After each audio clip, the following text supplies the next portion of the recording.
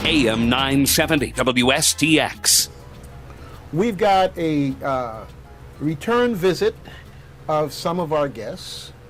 We have the Landmark Society representative, the executive director, the person that either comes up with these ideas or taps everybody else's brains and works them to death with those ideas to make things happen.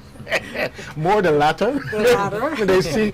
they see Sonia Dow coming and they turn and they run. Before she give me some more work. Actually, they come to me with ideas and I say, who's on your committee and when is your first meeting? Good morning, Sonia. Good morning, Dougie. Good morning to your listening audience and to our fellow guests. St. Croix, good morning. St. Thomas, St. John. Okay. Hope you're all coming to come. All right, and our fellow guests, we have, again, also return visitors. We have some folks here from SBA. They might sound familiar, and when you look on YouTube, they might look familiar because they are. Chances are they've been to your church, and I hope you are better than me and was at church when they were there. Oh, yes. Life is full of so many interesting twists and turns because my family told me, yeah, we had some folks here at church from SBA and this, that, and the other. I mean, I didn't have a clue. And then these guys come in here and out me. Yes, we've got Kelvin Nelson and Bob Moquin here back with us today. And last time they were here, we had a conversation that touched a very wide broad band of things. We talked about renters, homeowners, businesses, nonprofits, and all types of interesting things with regards to SBA and their role in the process of disaster assistance and recovery. And today they have a very special angle they may be coming on. I don't want to call it spin because it's just about facts and information that people need to make good decisions. But one of the areas is nonprofits, church, including churches and historical sites and organizations that also may need help. And so we're going to get a hopefully more focus on that. But we're open to anything that is going to benefit the public in terms of our discussion here today. All right. And last time Sonia was here, you know, shortly thereafter, WAPA came by my place and they put up a pool. So I do what sometimes Crucians do, okay, in a humorous way. I complain how they could bring the pool and leave it there naked so. Okay? And I'm just trying to figure out how I gonna come up with my madras little piece of ribbon to put on it so that it can be properly dressed. Okay? Well, Sonia let me to know that the Great House is putting on a very good show from the front. It looks well dressed, but once you come onto the premises, you realize that Maria went in the clothes closet and went with everything. Everything. All the clothes. Every piece of shingle. Okay, well, as you can see, I had a little bit of coffee this morning. I had good music, so I might be a little bit more talkative than usual. So I'm going to restrain myself. But if I'll have to tackle me and tie me up and keep the mic away from me, then, you know, do what you have to do. All right, so good morning, Bob, Kelvin, and Sonia. The floor is yours. Good morning. Good morning. Gentlemen, well, let me update just on Estate Wim Museum. The Great House now has a new dress, or a new top, or head tie, a new head tie. The Danish Emergency Management Agency, working with FEMA, with the Federal Emergency Management Agency, has covered the roof of the Great House, as well as the portion of the cottage in the back, Granny House, that had been damaged, and they inspected the other roof. So we really want to give thanks to that group led by Christian. I'm going to mess it up when I try to say it. I think it's Rudegard. But forgive you. I might have it wrong. But a really good team of engineers, carpenters, including one who was the medic for the team, and others who helped to make it happen. And we're very grateful to them. So the buildings won't be getting wet from the roof anymore. And so the Great House has a gray and blue head tie. All right. And also thanks to Nate Olive of the Sustainable Farm, who through his contacts was able to get 2 tarps donated to Landmark Society, and then FEMA augmented that. So that's why we have the gray and the blue. Okay, well, just as a little related thing here, gentlemen, in the Caribbean, there are various head ties, and the various head ties have different messages, like from available and looking all the way to married and don't touch. So we have to add a new. The gray and blue means coming to come. Coming to We're come. coming to come. Where the museum is open. We opened on Saturday and we opened again from yesterday. We're back to our normal hours, Wednesday to Saturday from 10 to 3. The Great House will be closed until it's repaired, but our living museum and the exhibits and everything else are there, and of course our wonderful staff and the tradition bearers. All right, So, all right, good. Okay. Speaking of which, I have a little something to talk with you about with regards to the displays. Do they have is the Horseman display open? Yes, it is. You got power? We don't have power. We run 2 air conditioners in the library and archives, and they're both 2400. So I'm being told that what we need is a 13 to 15K generator to be able to run that. We did have Cane Bay Partners did deliver yesterday a 5K generator, so we're going to figure out where best How we that can can be use used. that. Okay. And it's probably going to end up, thank you Kirk Tuning and the rest of the group, David Johnson and the others. We're probably going to end up having the joiner use it, because we've got all this wood, and we need to start working that wood into beautiful memories of All this right, time. fantastic. But we're very grateful to them, and still working on getting a larger generator that can actually power the library, because that's our biggest concern. This is, I think, week 9 without climate control for the Virgin Islands archives, because we've got Okay. lots of it. Well, the important thing is that it's out there, and you just never know what agency may fly in to the rescue in that context. And I was asking about power in the context of some of the displays, and a couple of new things we might want to add to it in the context of sprucing it up while we're coming to come. Right. Okay, so yeah. Now, how did you meet these guys? I've been working with the cultural resources people at FEMA, Lori Foley in the States, and Charlie Bello, and his supervisor, Michael Audin, and then also Danielle Jones, who will be joining us later on. I think Danielle and Michael will join us later on. But I'm working with them to help them identify cultural institutions. And then what they're trying to do is make sure that we're all aware of what resources are available to us, FEMA, SBA, grant agencies, and others. And so they had the first meeting on St. Croix last Monday at hosted by Botanical Garden, and I met these 2 gentlemen. Fantastic. And so I told them that you'd given us 2 hours this morning, and I said, come help us fill up the time. Let's give out some good information. All right, So they're fantastic. here, and then the others will come later to join us. So. All right.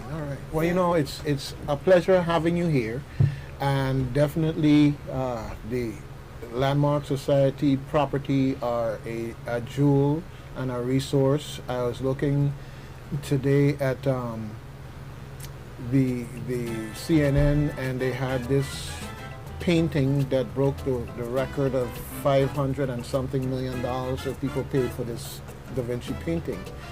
And I said, good thing we ain't selling the Great House, because they can't afford it. But a whole lot more than that to us. So it's very important that we take steps to preserve these things. And I'm glad to hear that there's outreach going to all the other organizations, especially churches. There are a lot of historic churches here, a lot of historic buildings.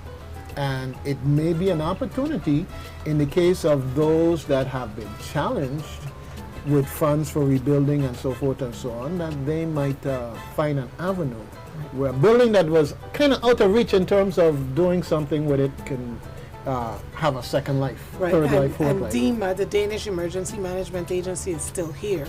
And so I've reached out to a number of churches and other historical sites and asked them to just give me the address, the name, the address of the physical address of the property, a contact person, and number or numbers at which they can be reached.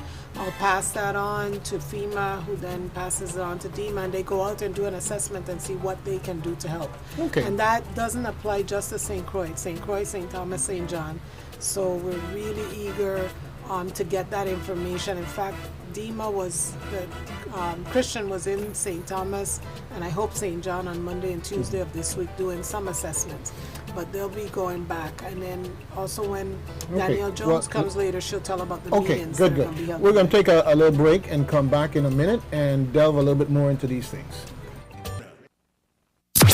Keep it on the X. AM 970. Before we move on, I know that there's certain events that you have coming up, let's say at landmarks. The next thing that's coming up is Starving Artist Day. And we were talking during the break with Bob and Kelvin that SBA is going to come and be at Starving Artist Day, so it's an opportunity for people to get information, speak with them firsthand. But Starving Artist Day started in 1989 after Hurricane Hugo. And it was an opportunity for people on St. Croix to buy local, buy their Christmas presents, buy their holiday presents, and for local artisans, authors, food vendors, and others to be able to make a little bit of money. The economy gets depressed after a storm because certain businesses close even for a time or cut back their hours. So back in 1989, Starving Artist Day started. And so of course we're having Starving Artist Day. It's all as usual on the Sunday after Thanksgiving, which is November 26th, from 10 a.m. to 4 p.m. At Estate Wind Museum. The storm may have done some damage, but our grounds are nice and clear, and we're able to move around and set up. And we announced last week that the first 40 vendors to register would get a discount, and they could register for $40 instead of the usual $50. I think we have 5 slots left because people have been coming both to the museum and to our Christiansted location. Our office is on the corner of Prince Street and Hill Street. For those of us for whom it serves as a landmark, that is the old Catholic convent, St. Anne's Convent, where the nuns that ran St. Mary's School, which is right next door, where they lived. And later on, it was the seminary, the housing for pre-seminarians. The Chancery had its office there at one point, and this year the diocese dedicated the building to Father Bradley, Al Bradley, and it's the Mission Center. It provides housing for groups coming in to volunteer, Catholic groups coming in to volunteer until now. So we've had the gracious benefit from Bishop Brevard, who allowed us to move into the first floor. So we're there on Tuesday through Friday, and you can register there. You can call us at our regular number, 772-0598. Our landline and internet have been moved. So it's wonderful to have a place to work and have a place where people can find us. And by next week, we should be up and ready also for people who need to come in and do research. We have one of the computers there already. We're going to try to keep one there even after the library is powered up so that people will have that option. So that's Starving Artist Day. Admission for adults is $5. As usual, it's free for children. Children's tent. I know that Mind, Body, and Soul will be performing. That group of young men, high schoolers who sound like they were the performers of the 1970s. They really have this mellow sound. I know that we've reached out to a couple of other groups. I don't want to call any names without knowing for sure, but I know Mind, Body, and Soul, thanks to Renhal Rookie Jackson Jr., will be performing. And we'll have Victor Edney Jr. DJing as well. So we're looking for a really good crowd. And fantastic. excited. And folks, only $5, but given the challenges, if you want to give more, they won't turn you down. We okay? won't. All right, We're also good, going to good. reach out to FEMA so that if it fits their plan to have a booth there or have an information table or just have people there who can move around, that would also be good. All right. And Doug, just would like to add that Kelvin and I were out by the museum yesterday, and I can attest to that. Their fine staff was sprucing up the facilities, trimming the bushes, taking care of the lawn. So they're really coming along to make it a great event. All right. As an aside here, I just went and took a look at the St. Croix source, and I see something about St. Croix' first cruise ship post-Hurricane Maria, Viking Sea. And that's since the one that changed his mind. And I'm saying, like, when the one changed his mind, Lordy B, you could hear the uproar in the community. This one come in here so quiet. Sometimes good things come in quiet. You know, so I'm just bringing that's attention to it, because it's like, wow, so many people are busy going around their own recovery and restoration agenda, that sometimes these things just slide right by. But folks, better days are coming. We know that, but they've already started coming. All right, so you know, the old saying, every disappointment is for good. Well, I don't particularly ascribe to that. Every disappointment is a disappointment. Bring the good. Okay, go ahead. Yeah. So. So Kelvin and Bob, tell us a little more about the process, particularly for nonprofits. How do they benefit from the assistance that SBA can give? Well, the great thing about our program is during a time of disaster, not only do we cater to businesses of all sizes, but that also includes nonprofits as well too. And so our program is set up similar to for business, but there are certain requirements. One, for nonprofit organizations, the interest rates are as low as 2.5%. So we're talking about for loans that if there was physical damage that actually occurred, up to $2 million. So again, if there were verified losses, up to $2 million can actually be claimed. And these are with terms that are up to 30 years. So again, the interest rate as low as 2.5%, and basically for nonprofit organizations, it's 2.5% across the board for pretty much all nonprofit organizations. So again, the design is simply this. We understand the importance that these cultural institutions, these private nonprofit organizations, are a fabric to the Virgin Islands. So them being open and being able to operate and to function as quickly as possible is what's needed. And so our goal is just to simply make the nonprofit organizations aware of the process, what's needed. We're here. Again, we've had one meeting and we have another meeting scheduled next week. But our goal is we want to be able to make sure that we have those questions answered specifically, so that again, during this time frame, there are things that are needed. We want to be able to make sure that we're here to be able to assist with that. In addition to that, we have what's called an economic injury loan. These are working capital loans, because again, we recognize when tourism may be down and scheduled events that may get canceled, then that impacts everyone. So again, these loans are designed as working capital loans to make sure that you're able to stay open and to be able to operate until things can return back to before the storms actually took place. And so that's what we're here to do, is we want to be able to make sure that there's an understanding about the programs that we have available for nonprofit organizations. And in addition to that, what the business requirements are. What are you going to need? If you're coming into our business recovery center, we want to be able to make sure that you're prepared. We understand that there's a lot of work having to be done, so when you come, the more prepared you are, the more streamlined the process can be. And so we want to be able to share some of that information in terms of the specifics, and Bob will kind of go into some of that as well. Thanks, Kelvin. I would just like to say that one of the things, being here with SBA under the circumstances, one of the things that we have been blessed with is the great culture. Your islands have such rich culture, and the fact that you, Sonia, extended the invitation for us to be here today, we didn't expect that. We just attended the meeting, and because I think of the mindset of collaboration and cooperation, and it really does bring the community together. So as SBA people, we're thankful that our program actually does, in fact, support the nonprofits in the way of the loan that Kelvin just described.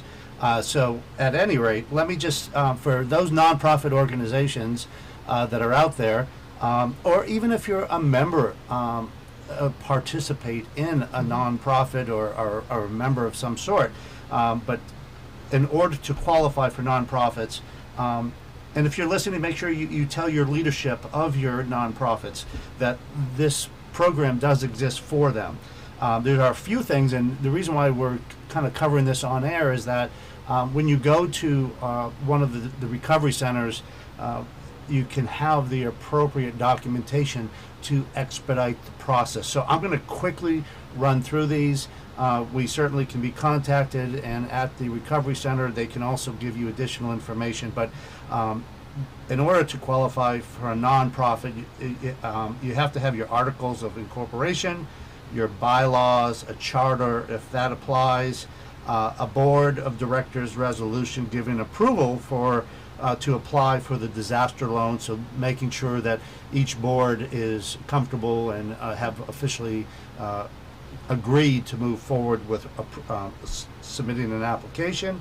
And it's also helpful to have copies of your most recent tax returns, as it is homeowners, renters, and businesses. A lot of these are similar in that nature. We also encourage the nonprofits to have a balance sheet and an operating statement that's dated within the last 90 days. And of course, just name of officers and trustees and directors. And then if there's any specifics of any other disaster-related grants and funds that you receive through FEMA.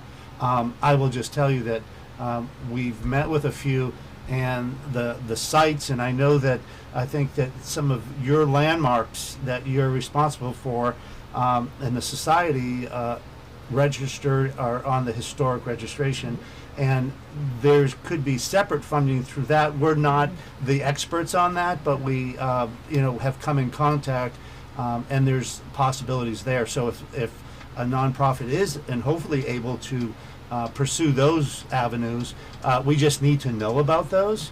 But we encourage you to look at all avenues from whether or not, again, a homeowner or business, or in this case nonprofit. There are funds available to help repair facilities, Yes. to help keep people on the payroll, pay payroll. Is there also money from SBA available to mitigate, so that the next storm can't do as much damage? Absolutely, and applicants may be eligible for a loan amount that will increase up to 20% of the physical damages that have been verified by SBA. So again, the objective is, what can we do to help make things better? So up to 20% of what's been verified as loss or as damage, an additional 20% can be looked at for that. So again, for those cultural institutions, if you have some things and some recommendations in mind, even when you're submitting your loan application, that information can be submitted as well too, and those are the things that will be looked at to be able to come up with the best solution to be able to help mitigate against further losses. So again, that is one of the things that's available, because again, the whole objective is, the storms were bad enough, but what can we learn from the storms going forward that can assist in making sure that going forward that maybe we're able to minimize or even lessen the opportunity of that occurring. So again, those things are available with that. So again, we want to stress to everyone, get the facts. Each situation is different for each organization. We're here to be able to help. We want to be able to be as transparent as possible. So again, that's the reason why we continue to come on the radio shows, continue to reach out to people such as yourself, and you becoming an advocate and being able to share that information. And again, even the information that Bob is sharing now, we're going to be able to make that available to both you and Doug, so that that information is available so they can actually see that information. Some people may be driving, may not be able to have all of that, but again, we want to be able to make sure that everyone has the correct information so that when they go, they can help to streamline the process. Right. If there's one thing that Hurricane Irma and Maria has taught us, and there's living proof as we've walked the streets and have met with business owners and homeowners, one of the things as it relates to mitigation, there are several homes that actually went through the rebuilding process recently, and because of the better building codes, they fared way better, and a lot of roofs, the newer roofs were still intact. So those types of things, whether it be new codes for roofing, storm shutters, and things to that sort, those are the types of funds and other things that you might nonprofit could possibly do to avoid some flooding and things to that nature, and hopefully preserve all those great treasures that you have here. So those are the types of things that could be used for in the future, and we would encourage that. Definitely. I think for my trustees and for the trustees of other organizations, boards of directors, just want to reiterate something you said. The resolution that is required is a resolution that permits the organization to apply. Absolutely. It's not a commitment to take the loan. That's going to be a different process, right? Different, yes. And again, one of the things about the way our loans are structured as well too is that they're designed to be able to assist you in terms of what your needs are. You can take part, some, or none of the loan. No one is required, even if approved, to actually take the loan. It's simply a tool that's available to you. So again, if there are other resources that are available, that is great. We just want to be able to make sure for those uninsured or underinsured losses that you know that we're here to help bridge the gap. And that's what our objectives are. And so again, we talk about that when we've been meeting with several business owners as well as nonprofit organizations as it relates to the economic injury. One of the things that we don't know is how long it's going to take for things to fully recover. Once the roofs have been repaired, once the buildings have been restored, how long is it going to take for the actual business to actually sustain itself without needing assistance? And that's where our economic injury disaster loans come into play. These are the working capital loans to make sure payroll can be met, to make sure vendors can be paid on time, and the things that you need to continue to operate effectively so that you can continue to serve the people of the Virgin Islands. That's what those economic injury loans are designed to do. And again, that's up to $2 million. I have a suggestion for the Department of Tourism and the governor. Okay, we need a special program called Hurricane Recovery Tourism, and engage all of our artists. Let them see a picture of what the place looked like before and what it looked like afterwards. And every Art Thursday or whatever, whenever the cruise ships are here, whatever, you have these various locations that are part of a tour circuit, so people could see the before and the after, to the extent that it's still after, or the picture of the after, and they can see what we've done since then. It might be Blue Roof or whatever. And somebody might say it's far-fetched, but people are curious. And they made their vacation plans. They're going to travel anyhow. Why not have a circuit like that? Right, and so, yeah. it's like, don't we take this lime and we're going to make some limeade. Okay. You know what? Doug, that's a great idea. It's very important. I've been here for close to a month, and the difference from when I first landed and what I've seen in a month has been really amazing. And again, for those that are looking to come to the Virgin Islands, they need to know. A lot of times, just like you said, you're curious, but when you don't know, sometimes that causes an inaction. Someone says, well, maybe I'm just going to not do it now, I'll put it off. You really need to be able to just see and to be able to do that. So I think that's a great idea, Doug. Well, it's nothing for nothing leaves nothing. You gotta try something, and sometimes you gotta try something different. Definitely. Okay, and what may look like a negative might just be a low-hanging fruit that you just have to reach up and pick it and move on. And there are groups that travel to volunteer as well. There are volunteer vacations where you deliberately sign up to go somewhere to help construct or to do some volunteer project. So we may see a shift in who comes to visit. There may be some people who don't feel, and they're entitled to not feel to be up to discomfort. If they don't know if the power grid is going to stay on, or they don't know their favorite hotel isn't open, and that's the one where they always stayed, so they don't know what else to do. If they decide to hold off, there are others who are going to come. But even to those whose favorite hotel may have been, or favorite vacation home may have been damaged, there are others. This is a time of opportunity. I'm going to say this until somebody puts tape over my mouth, and then I'll still be saying it. Disasters create opportunities, and it's for us as Virgin Islanders to look at things and see the opportunities in them. Those of us who, I'm saying us, but I don't own one, but those who own vernacular houses in the towns, those little tiny wooden houses that held up through this storm, stop waiting, fix them up, get whatever you need from the Department of Licensing and Consumer Affairs, and start running a short-term rental, or rent it to an office that needs a small space for a time. These structures, some of which date back to the 1800s, most of them are still standing. Even if a piece of galvanized went, they're still standing. There's another angle to this also.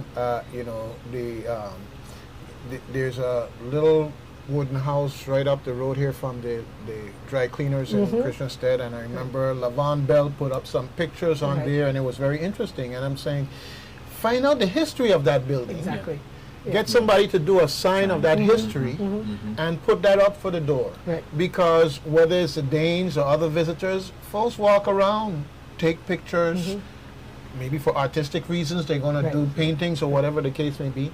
And we just have to think different. We just got to think different because see the opportunities. We've got resources and the opportunity is there.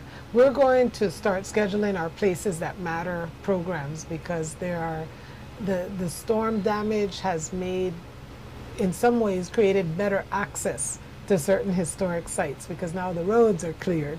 And in some cases, the sides of the roads are cleared, so you can see things and get to things. But in our Places That Matter programs, we walk around a site, usually with a historian, sometimes an archaeologist and an architect, and someone who knows the oral history of the place, usually someone with a family connection, and look at that site from all of those perspectives. We've done it in Christiansted Town before in Freegut. We're going to do it again, because there are even more structures now that I think we can talk about and tell about, and whose stories are coming out. And so I'm really encouraging people, when we start to do that kind of thing, if your thing is making tarts or limeade or guava berry or whatever it is, you can be at your property that day when we're walking around. You know, let us know if there's a site on your property you'd like us to do some research on and bring a group out to. We can do that, so that when we run a program, it also creates an opportunity for a property owner. The one thing I'm going to beg for, I don't know if I'm authorized to do this, if you own property and you can avoid selling it, please don't sell it. Once you own property, hold on to it. Even if you have no plan of doing anything with that, your children, your grandchildren, your great-grandchildren, somebody in your family is going to have benefit of that, because it's becoming harder and harder to buy property. Well, I'll take it a step further. You know, we just have to do, I think, more education in terms of property management. A lot of times people think about property management as divesting of the property. No, you retain full ownership, and you can use somebody else's money to fix it up. Exactly. You know? Exactly. AM 970 WSTX.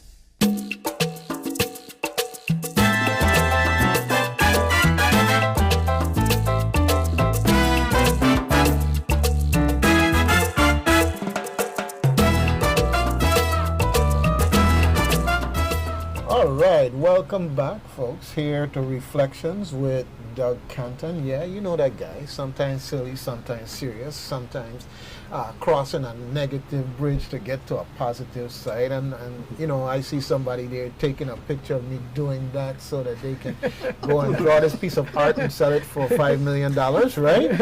Okay, but it's a beautiful picture in my mind, that negative bridge going over to the positive side.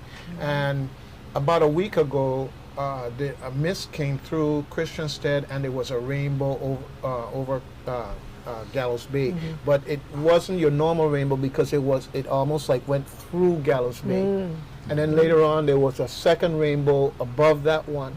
And you know, interesting things happen if you're willing to have your eyes open to see them.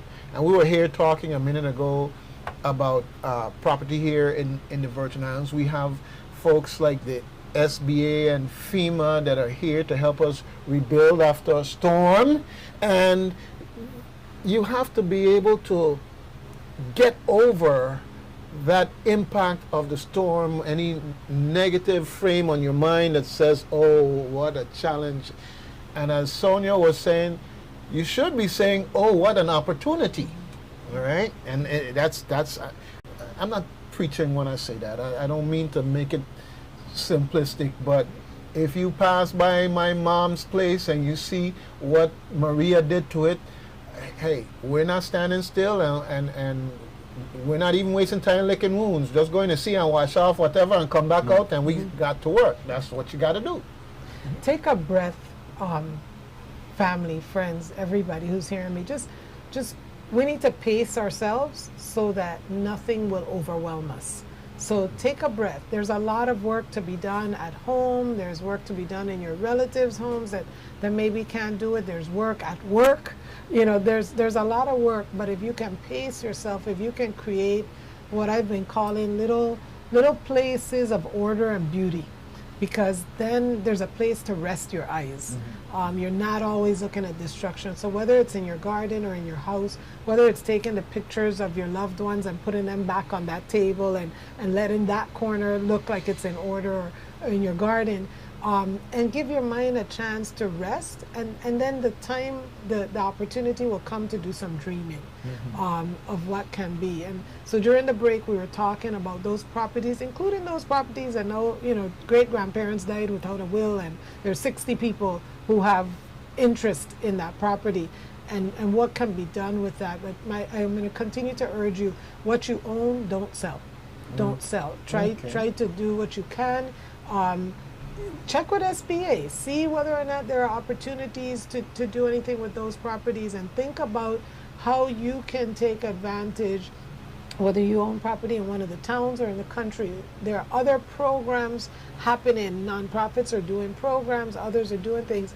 All the economic benefit doesn't have to come from a business in a building in town. There are things that you know how to do that visitors would be interested in.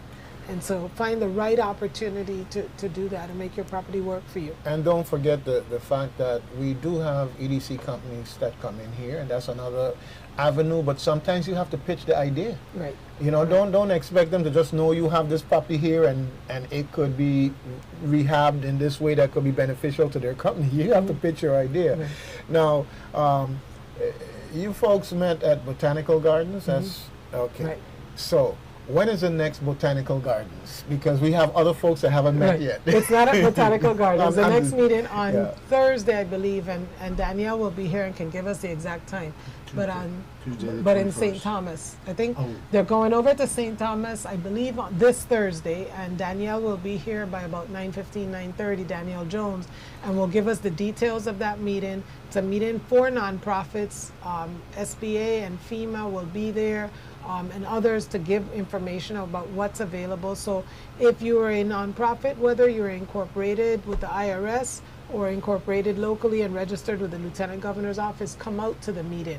Whether you're staff, volunteer, or board members, make sure somebody gets there to get the information. I know that so that's Saturday, no, that's today, I'm confused, maybe they changed it to tomorrow. Anyway, we'll find out from Okay, Danielle. we'll They're find either out. meeting today or tomorrow in St. Thomas. On Saturday, which is the 18th, Saturday the 18th, they'll be in St. John, on the island of St. John at 11 a.m. I'm going out on a limb here because I haven't gotten the confirmation, but I believe that the meeting will be in the parish hall of Our Lady of Mount Carmel Catholic Church in Cruz Bay. And we selected 11 for the meeting to allow people who have to travel a little further to get there. And then, so St. Thomas and St. John this week, and then next Tuesday, which is the 22nd, somebody help me. 20, Well, next Tuesday. Next Tuesday, Let's stay with that. 21st. The 21st, the Okay. meeting will be at the St. Croix Landmark Society office in Christiansted on the corner of Hill Street and Prince Street. We're right next to the St. Mary's School playground. It's a 3-story concrete building. Attorney Ned Jacobs' office is across the way, also a 3-story building. So we're right there on the corner. There is a gate, but just come on in, and the meeting will be there at 10 on Tuesday. And again, this is the meeting that FEMA is holding. We're simply hosting it and encouraging everyone to come out on St. Croix on Tuesday. All right, fantastic, fantastic.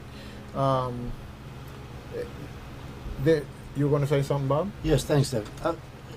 Listening to Sonia and Doug, as far as vision, and yes, it is definitely important to take a breath.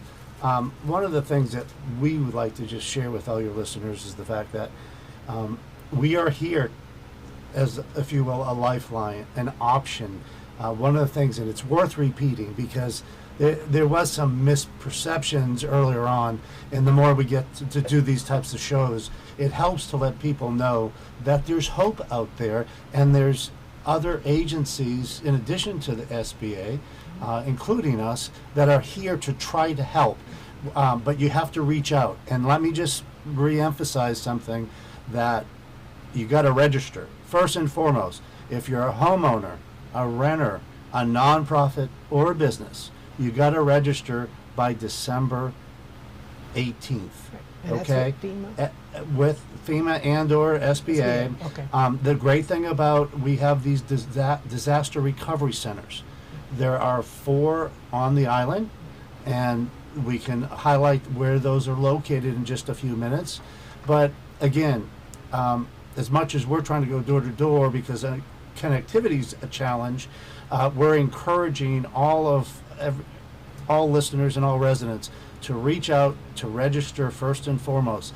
Don't disqualify yourself, but you got to register by December 18th to do that. And I would just tell you that we're pleased to say that the people that have reached out, we're coming up to nearly $50 million in loans that have been given out. We've also heard people say in different parts of the segments, whether it's the homeowner's business or nonprofits, oh, I'm not going to even bother because my credit's bad, or something like that. Don't assume that, because the times are different in a time of disaster. So I just, again, encourage people to do exactly what you suggested. Take that breath. There's hope, and there's things out there, there are avenues that can possibly help. And we don't force anything upon anyone.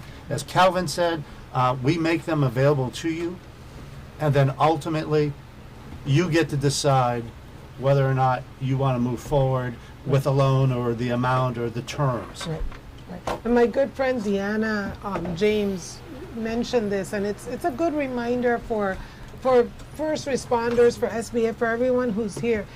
In the Virgin Islands, I know through my generation, and it may have changed since then considerably, but we built houses differently. My father was an electrician by training and by trade, and so he did electrical work for his friends who were building a house, and his friends who were masons came over and helped him, and the plumber came and helped. And so you may have gotten a loan to complete the house, but you start out building it block by block. This pay period, you can buy 20 concrete blocks, we buy them and you put them down. Next pay period you buy some more, and that's how you do it. And so it may take years to build a house, but that is how a lot of houses were built. And so for our people, a lot of times going out to take a loan to repair a house that they built without a loan is a difficult bridge to cross to get to a house that's complete. But we also have to remember that this is about gathering information and finding out what you qualify for. You can still have a sit down with your family to decide if you're going to take that loan, what you're going to do. And the same thing applies to nonprofits, because nonprofits, for the most part, were built the same way. People taking steps, taking these tiny steps to do things, because nobody had a lot of disposable cash. And there was a time on St. Croix, as in other places, where it wasn't possible to go to the bank and get a loan, even if you had a job. There were times when it wasn't that easy to get that loan. So people have an aversion to borrowing, an aversion to having loans. But let's at least find out what we're eligible for, find out what all our opportunities are, and then sit down with our family members and make a decision about whether to take all of what's offered, part or none. But we got to get moving. It's about options. Yes. That's the word. Yes. Options. Give yourself all the options you can get. And I say give yourself, because if you don't step forward, you know, no one's going to be able to read your mind and know what your concerns are, you know. And I say that because sometimes it overwhelms you. I can say that from personal experience. It overwhelms you. And you just have to be able to step back and well, what are the options? And I remember coming out after Maria and looking around, and it's like I had the benefit of being here for Hugo. So Hurricane Hugo, I had the benefit of that. Benefit. So the benefit of that. Who would have ever thought that Hurricane Hugo would be referred to as a benefit? But the psychological impact when you came out and you saw what the place looked like and how it looked personally, and it's just, it can be overwhelming. And the key is, okay, so where do we go from here? What do we do next? And you always have to keep, you're looking for answers, because if you keep looking for what's wrong, what's the problem, what's the challenge, and on that level alone, then you miss opportunities. Right. Okay? Opportunities. So give yourself options. As I understand it, when you go into SBA, if SBA says, okay, based on what you've shown us, we're willing to loan you $200,000, $500,000, $400,000, whatever the case may be, it is up to you to say yay or nay, or 200 would work better than 5, whatever the case may be. Let me ask a question, and if I put you on the spot, and you can't answer directly, just let me know. Let's do a case study. I built my house the traditional way without a loan, and now I have to do some repairs and or mitigation for my house. Hey Danielle, here's Danielle Jones joining us from FEMA. And I accept a loan from SBA. I'm approved and I accept a loan from SBA. No. Do I still have? This one can stretch it. Do I still have a choice about which plumber I use, which mason I use? So, Kelvin, Sure. Yeah, absolutely. Yeah. Once you've been approved for the loan, then the other parts, contractors and who's being utilized, then those things you still have the opportunity to be able to do that. So then I can make the money that I borrow from SBA personally circulate further in this community, because I can go choose a plumber who lives here. I can choose a contractor who was here before the storm. And so I can make that money circulate by choosing who I use to rebuild my house or my business. Right. And one of the things about our loans, the way they're designed, is that basically they will come in installments. So again, first phase of certain repairs and things being done, and then disbursement would be done initially up front. And then after that, it would be almost like a construction type loan where as certain phases are being done in the recovery, then funds are being dispersed for that. So again, yes, so you certainly have that. The other thing when we talk about the loan itself, and that's one of the first things that we were made aware of as we began to kind of talk about our program, was to understand the culture. Understand, just like as you said, a lot of people built their homes over time, but they built them in a lot of cases debt free. Right. Well, the way our loan is designed is that even if you accept the loan, we have an 11 months where a payment does not have to be made. So let's just take, for instance, if this was December 1st and you were signing a promissory note, for the next 11 months, there's no payment due on that loan. And on the 12th month, which would be the anniversary of signing the promissory note, would be the first payment that would be needed. Now, the great part about that, over the course of 11 months, there's a lot that can be done. A person may be in a position to say, hey, you know what? My first payment is due.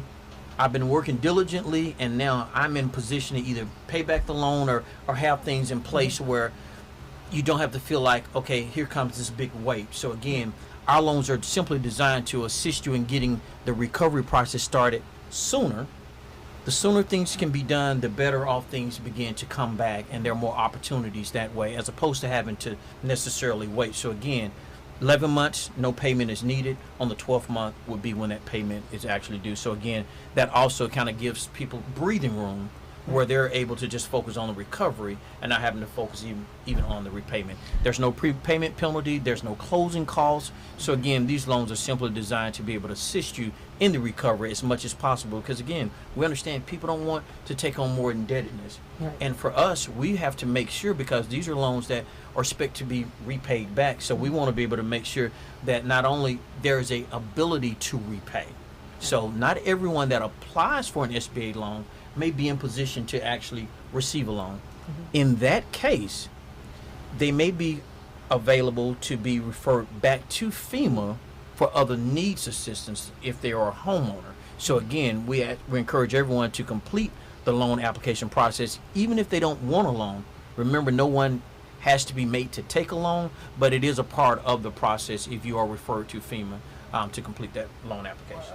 I want to just expand on that just a little bit, because there's a point, and we talked about it before, which is that folks need to understand that if there is a gateway to grants and other assistance through FEMA, it's through this process.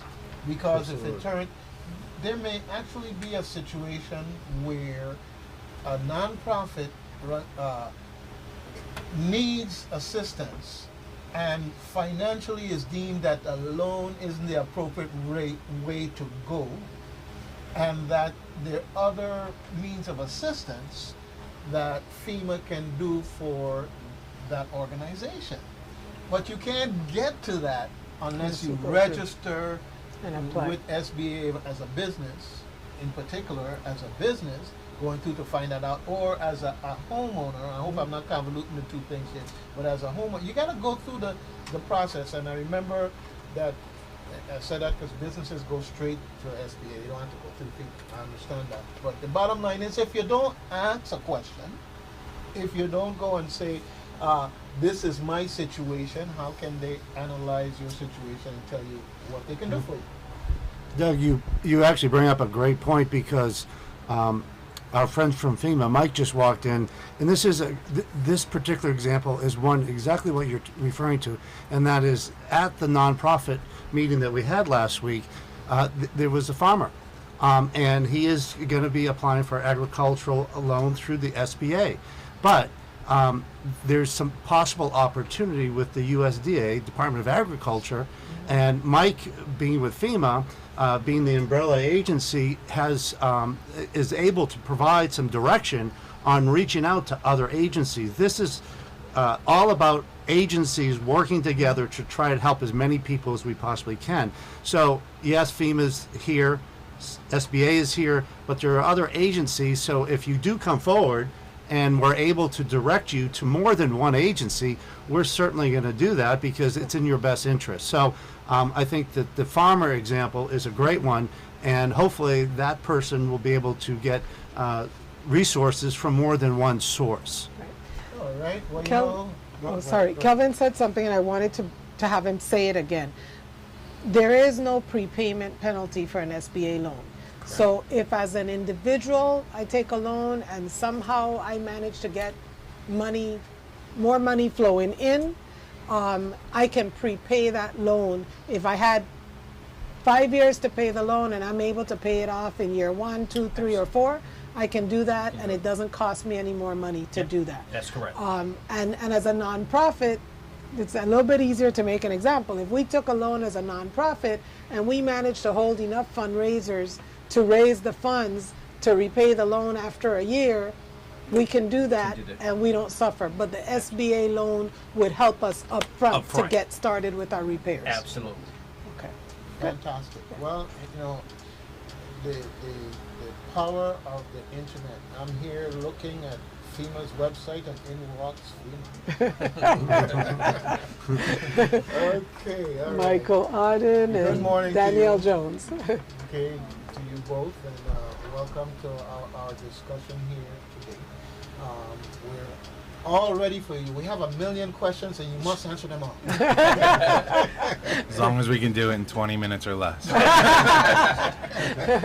All right. Well, we're going to take a break here in a minute and see if we can rearrange our microphone situation here so that we can better accommodate all of these voices at the same time here. All right.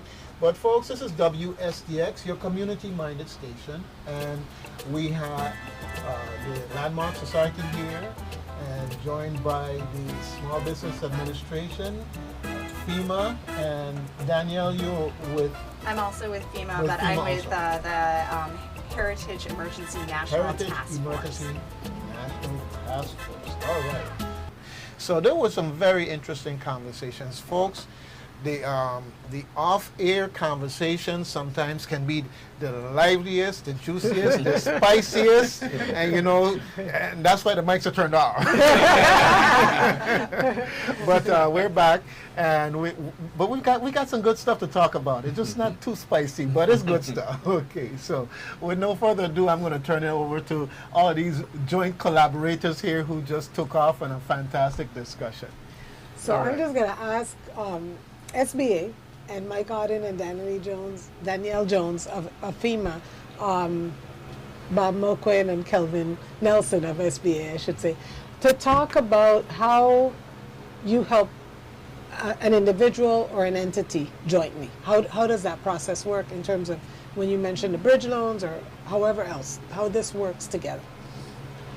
I mean, part of what Bob and Kelvin and I and others have talked about. Now, remember, I work in the compliance division of Right. FEMA, so I don't do the money. Right. I just make sure we do things right by the environment and historic fabric. That's with the money. important too. It is, and it's a very important aspect of it, and that's part of why we're here. But, for things like cultural institutions and many others, it's applying to SBA and FEMA at the same time. Don't target one. You want to put in applications for as many different agencies as you can. Let the agencies sort out what you have, because we talk. Because we look for things like duplication of benefits to make sure it doesn't happen. So if we're willing to give you money, and SBA is, who legally has to give it first? So applying for an SBA loan for a cultural institution is your first thing you need to do. And if for some reason you don't qualify, that's not a horrible thing. That means you then get referred back to FEMA, and we talk more about grants at that point, because there's an inability to carry that. But it's a process. So the disaster recovery centers that we have, or the business recovery centers, are places for people to go walk in and talk to FEMA, SBA, everyone else they need to. Yes, we have phone numbers. Yes, we have a website. Yes, they're excellent. But it's always better in person, because then you can talk about multiple things. Hey, you know what? You need to talk to SBA. Let's go set you up and get you to apply there. Get their case number. You've got case number 1. Then let's walk over to FEMA and apply. Get their case number. You got case number 2. Now you've completed your day of what you can do. Then just check on them. You can go on a website and check it at that point. I know connectivity is still something that's coming back, but you could call with a case number and get an update. Or you can come back to the DRC, say, I haven't heard anything in 2 weeks. What do you got? They can look it right up at that time. And that's what you want to do, is follow that kind of process. We talked briefly in here also about, USDA is around for farmers. All right, FEMA doesn't really do farming. We do mostly public infrastructure. We do a level of funding for individuals, but it's not necessarily to make them whole. It's a certain amount.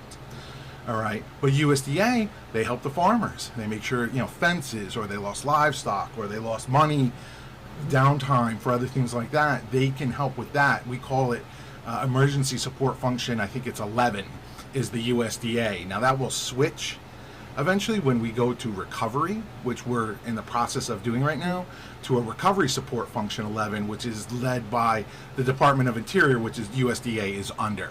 So they'll still be around. They'll still be here to kind of help out. They still have people at our joint field office. So we have resources to bring to people, like Bob had mentioned. He saw me. I said, oh, I know exactly who to talk to. Gave him the phone number. Here's the contact. Handed that in. We saw Amy at the Botanical Gardens. She asked if USDA could help, so I referred her number to the USDA contact so that they could contact Amy. in order to help out possibly the botanical garden. So there's a lot of different ways to look at that. And you know, it's important that you brought up USDA, and we should make some time to get Kimmy Bryce and her federal partners on here, because Landmark Society had a loan from USDA at one point that we helped to repair some structures after a disaster. So it's available even if you're not actively farming. There are other components of it where you can. And then and they could then talk about small farmers, because we don't have the large farmers that you might have in the States, you know, or the large ranchers that you might have in the States. It's on a much smaller scale, but they're the ones producing the fresh produce and meat that we have accessible to us. So they could talk more about that, and that would be really good. So thanks for bringing that up. Thank you. And the thing to remember, under USDA also falls the NRCS, the Natural Resource Conservation Service. Exactly. They deal with a lot of water flow projects. Here you don't really have a lot of rivers, but you do have streams and you have the guts. Right. And So- they also deal with erosion. And that's a challenge Absolutely. that's coming up for a lot of farms and stuff, because as the storm did its own erosion, created its own thing, but even as we're clearing areas, we're creating other issues of erosion. Well, you So know, we can deal with that. I'm so glad that you mentioned about our streams and our guts, because some of the mitigation that's necessary, this is just mitigation, is revealing that there's been a lot of disrespect for the power of water in this place. And we look at the botanical gardens and the problem that they had there. You have 100 to 200 foot stretch that really itself should have been a bridge with nothing but large culverts going underneath there. What they have there now, this little thing for the water to go through, is a total disrespect for what the water will do when the rains come, and they will come, and the hurricanes or other storms that compound, and the ground gets saturated and the water will flow. So we need to think different in terms of how we engage through FEMA as a government, and definitely if you have private property and you have a pond that you historically has been there, and you are thinking, well, wouldn't it be nice if I could just fill that in and I would have more yard space? You go ahead and fill it in, and then you find out that you have all these drainage problems, you have all this flooding problem. There are places you could go, like on my way down to Doc Peterson down in Princess, you have some areas that look like marsh now, because of basically a disrespect for how the water flows. And for those people who built higher because they knew you could see the benefit to them, but for a lot of other people now they have an ongoing flooding issue.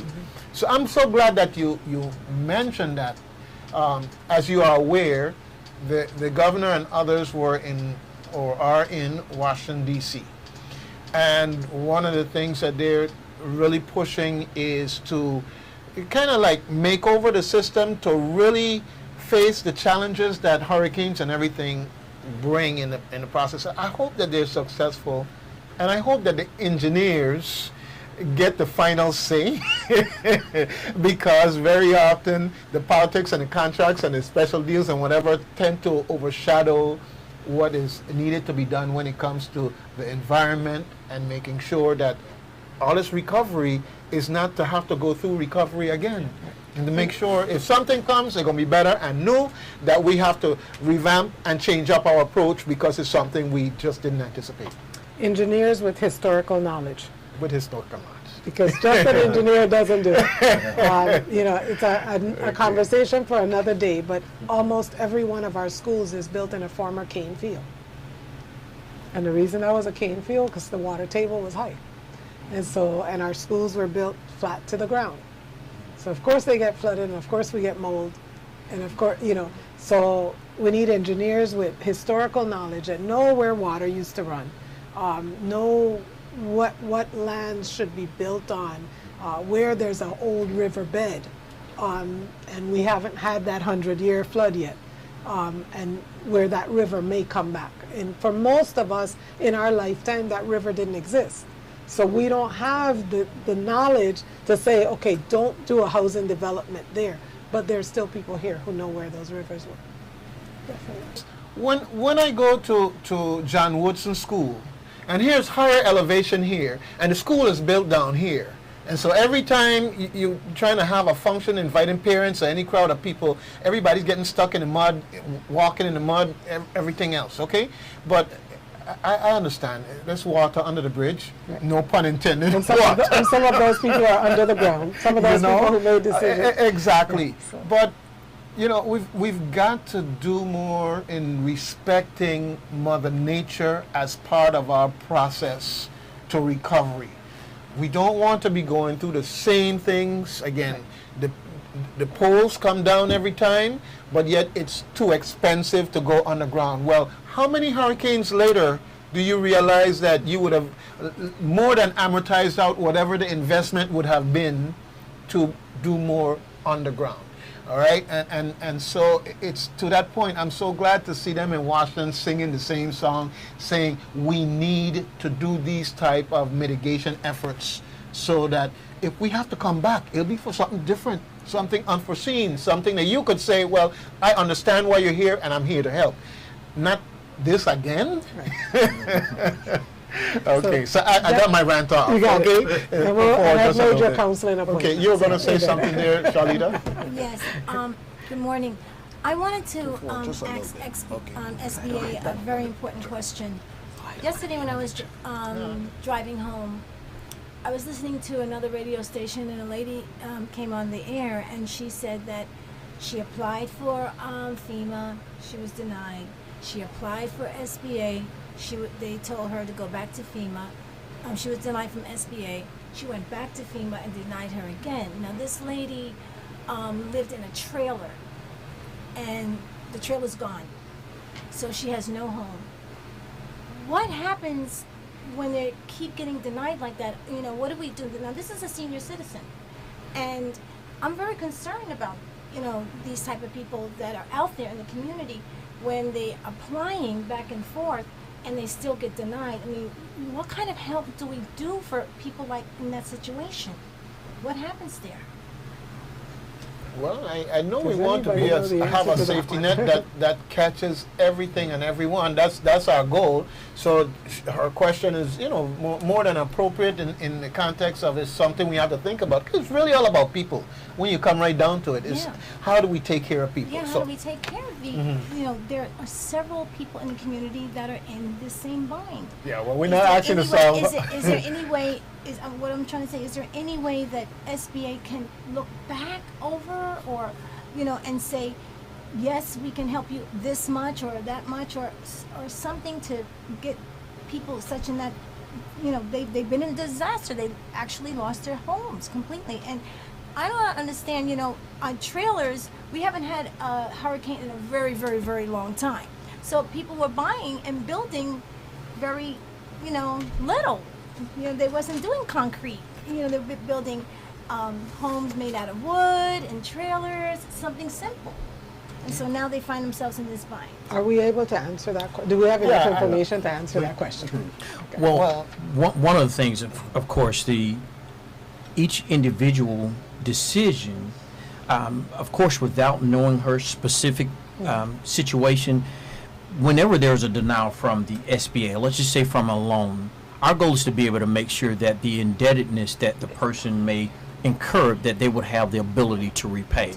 Because again, we don't want to cause more strain or stress on someone that may not have the ability to repay.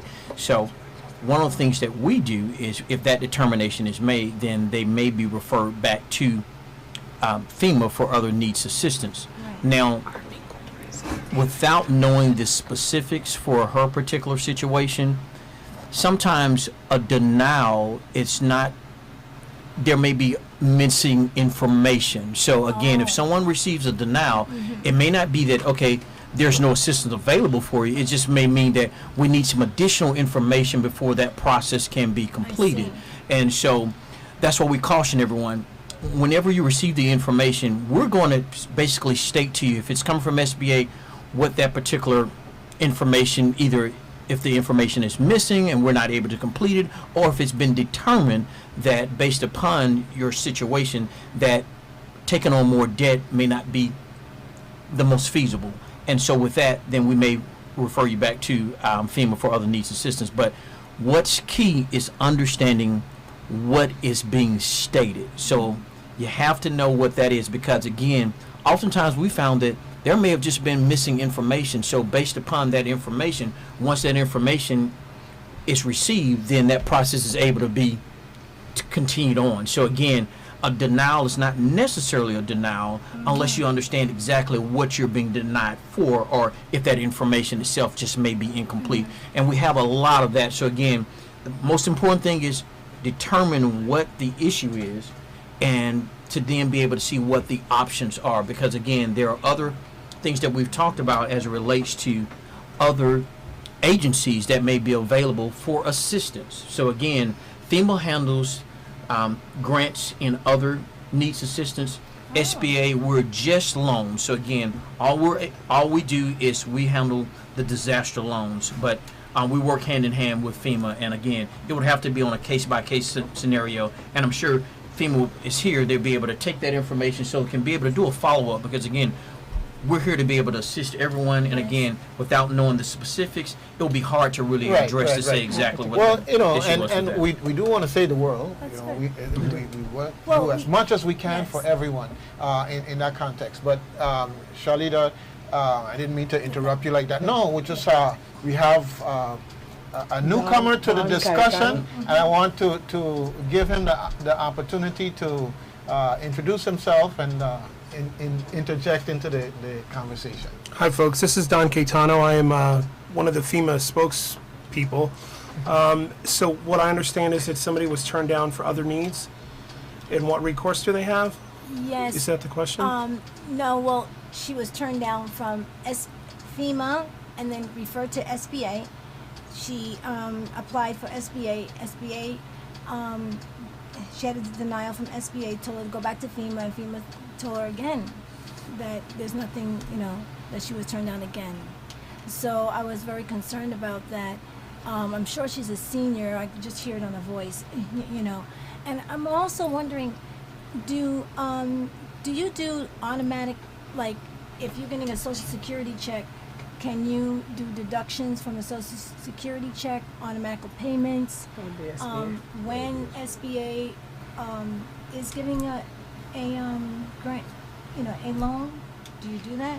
So for folks that are in that scenario without knowing the specifics, Right. FEMA will look at whether or not they can tap into additional FEMA funding. If they can't, they are typically referred to, I believe what Kelvin was saying, other organizations that are active in disasters to potentially tap into funding streams that they have. So without knowing the specifics about this case, she may have been told that she can't get additional FEMA funding. That doesn't mean she can't get additional funding, period. Oh. That just means that it would come from other sources, like he said, the Well, Red that's a good Cross, thing to know. or other organizations that can potentially step in to help with the gap, with the shortfall. Okay, great. That's a wonderful answer. I think that many seniors want to hear that. They have to hear these things, because the fact that they're feeling, I'm not getting anything, I'm denied, that's it for them. But there are open doors, there's other options that they can take.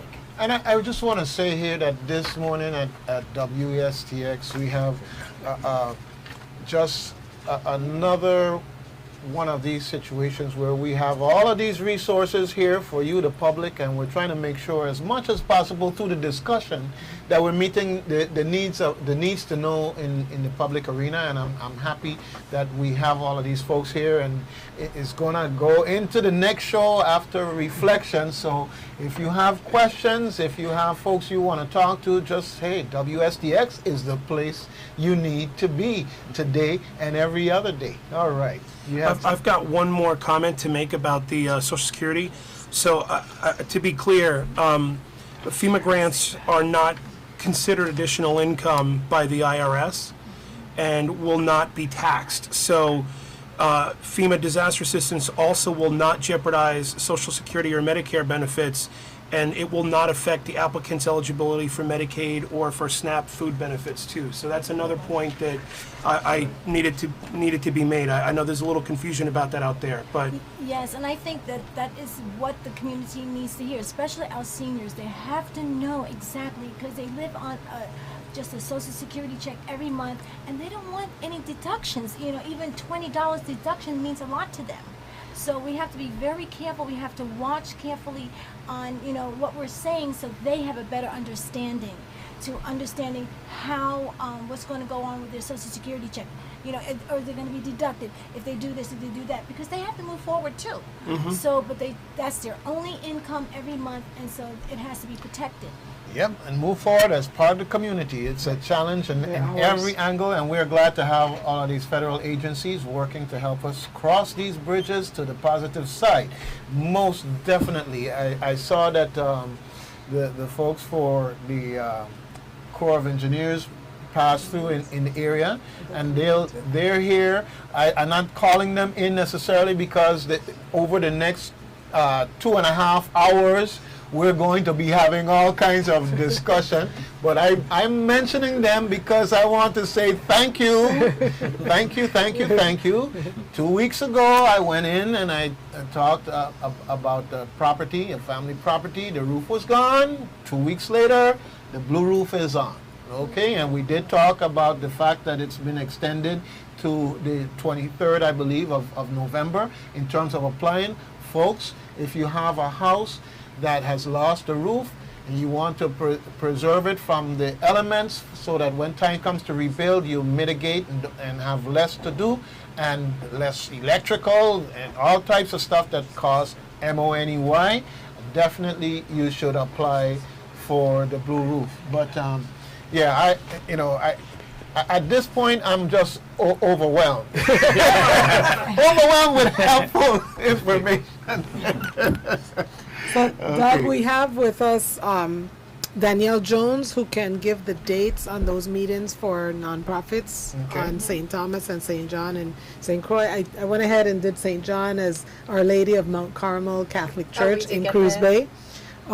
Bishop, if you're listening to me, I just stuck my neck out, but I'm pretty sure we're going to have that space to meet at 11 on Tuesday. And I'm going to excuse myself so that someone else can have my seat. On Saturday? On Saturday. Yes. Sorry. Tuesday is St. Croix. Okay, Danielle, if you don't mind, you can slide over this way, and I can mic you up here so that the mic becomes more available to everyone here. Let me just put it on your strap here. The strap isn't going anywhere. Good. Okay, you're good. Great, thank you so much. Again, my name's Danielle Jones. I'm with FEMA, and I work for the HENTF, the Heritage Emergency National Task Force. We're a co-sponsorship between the Smithsonian Institute and FEMA, and the administrator lies in FEMA. But it's also a private and public partnership between the federal government, various federal agencies, and nonprofit organizations as well. There are 58 different entities that participate in HENTF. So in addition to FEMA funding, SBA funding, there are other resources available, and I'm hosting meetings in St. Thomas tomorrow at 10 a.m. with the Economic Development Authority at 8000 Niski Shopping Center in Suite 620, and that's in the conference room. Okay, if you could just repeat that a little bit slower. Of course. Everybody ran for the pen and pencil. Yes, I'll be happy to say it 50 times slowly. So we have a meeting tomorrow at 10 a.m. on St. Thomas. It's in the Economic Development Authority space, and that's in Suite 620, and it's in their conference room. And that's in 8000 Niski Shopping Center on St. Thomas. All right. So we'll have folks from FEMA, from SBA, and myself. We'll cover the SBA disaster loans. We're going to cover FEMA public assistance. We're also going to cover hazard mitigation grants. That's a process that is not up and running yet, but will be. It's going to be a competitive process. And then I will discuss some of the additional resources available to the cultural institutions as well. All right, folks. So, there are stereotypes. When you say cultural, I want to say again, folks, churches, you are cultural too. You're historical too. All right? Other places, maybe, for instance, a building that's been named after a former governor that has been designated as a historical landmark that may benefit through the FEMA process, SBA process. I'm saying this, hopefully some bells are ringing and some lightning is flashing and people are getting ideas of, whoa, wait a minute, because very often with historical, we have our historical preservation committee. Is that the proper name? Commission. Okay. And they make sure to the extent that they can that when you rebuild, that you rebuild in a way that's as much as possible representative of the historical significance, but at the same time bringing in the type of structural needs to say that the building is going to survive into the future. But sometimes that brings requirements that causes the need to spend more MO And here we have an opportunity, potential, to bridge that gap in a way that some of the owners of these properties can be more aggressive in maintaining or otherwise refurbishing them. Okay. I just want to point in that most of the meetings when we refer to cultural institutions, a lot of times for public assistance, they define them as public or private nonprofits. So they have something that they bring to the community. Yes. And there can be different aspects of that, as you mentioned, that can cover that.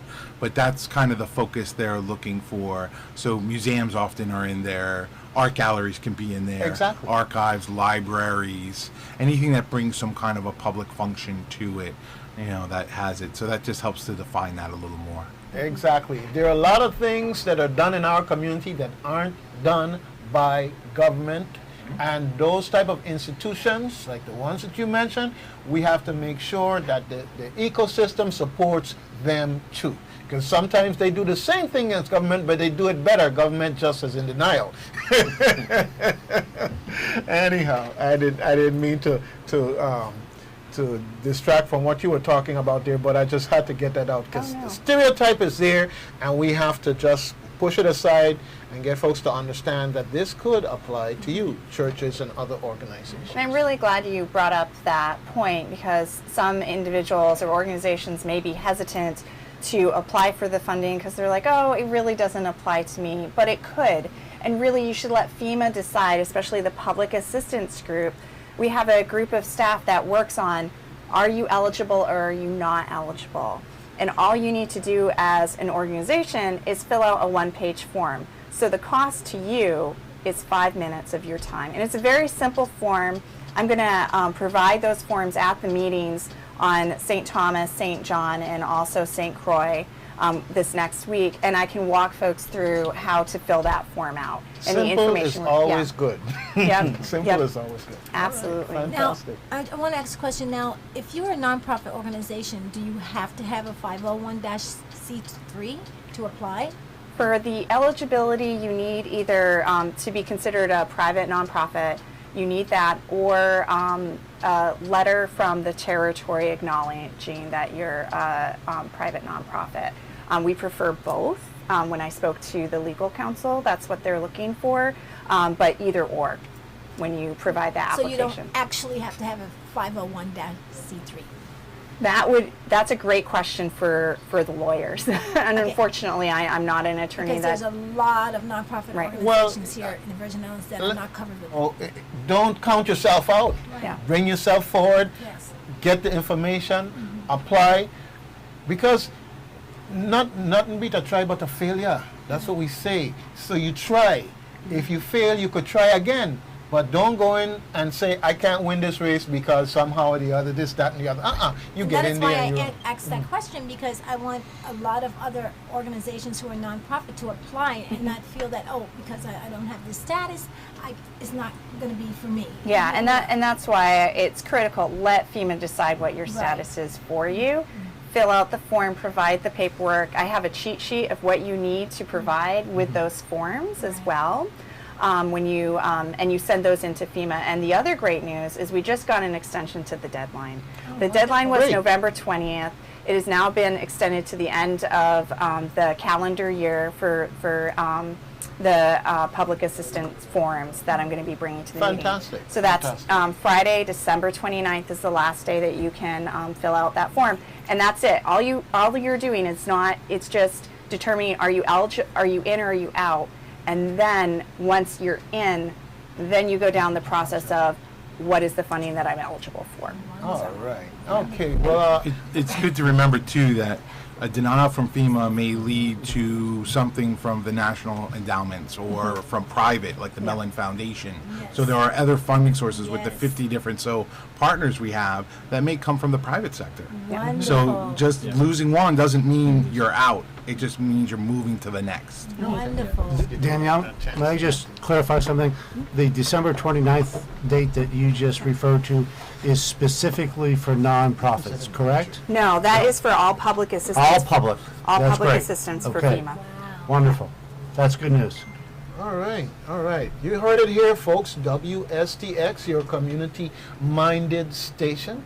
And that's good news for everyone who's dealing with recovery and restoration.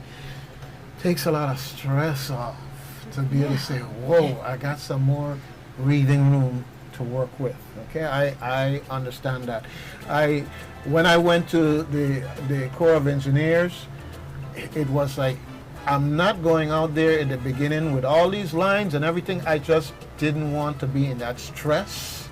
And it was nice when I went there. I sat down for maybe 10 minutes. Next thing I know, I was ushered in, and next thing I know, and they took all the information. I'm walking on. Is that all there is to it? Okay. So why did I wait so long? So folks, I mentioned the DSNAP program, and one of the things that people walk by and they see the long lines. But what you don't do is you don't drive by every 5 minutes to see how far the line has moved, because I talked to so many people, and the way the line moved, the line just looked long. And some people are discouraged by that. Don't be discouraged. Go on out and check it out.